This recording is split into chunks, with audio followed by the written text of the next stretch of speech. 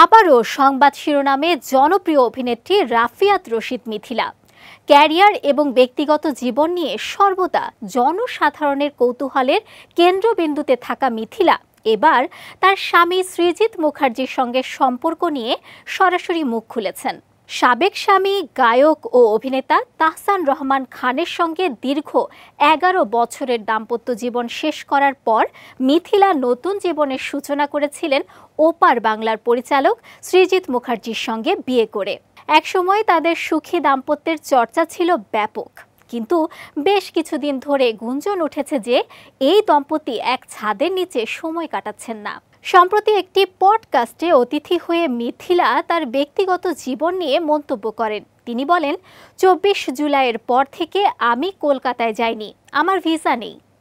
এই মন্তব্যেই গুঞ্জনের তাপ আরও বেড়ে যায়। পডকাস্টের সঞ্চালক সরাসরি জানতে চান সৃজিত এখনও তার স্বামী কিনা। মিথিলা কিছুটা ধোঁয়াশা রেখে বলেন, এটা তো যারা বলছে তারা বলছে, আমি কিছুই বলবো না। তবে একই সময়ে নিশ্চিত করেন তার পাসপোর্টে সৃজিতের নাম এখনও রয়েছে। এই মন্তব্যের পর ভক্ত এবং মিডিয়ার মধ্যে চর্চা শুরু হয়েছে যে তাদের দাম্পত্য জীবনের দূরত্ব এসেছে কিনা। ওয়ালটন এখন দেশের সীমানা পেরিয়ে পৌঁছে গিয়েছে ৫০টিরও বেশি দেশে। ওয়ালটন, ঘরে ঘরে বিশ্বজুড়ে। যদিও মিথিলা স্পষ্টভাবে কিছু বলেননি, তবুও গুঞ্জন আরও জোরে সোরে ঘুরপাক খাচ্ছে। বিষয়টি নিয়ে নেটিজেনদের আগ্রহ এবং কৌতূহল এক প্রকার চরমে পৌঁছেছে।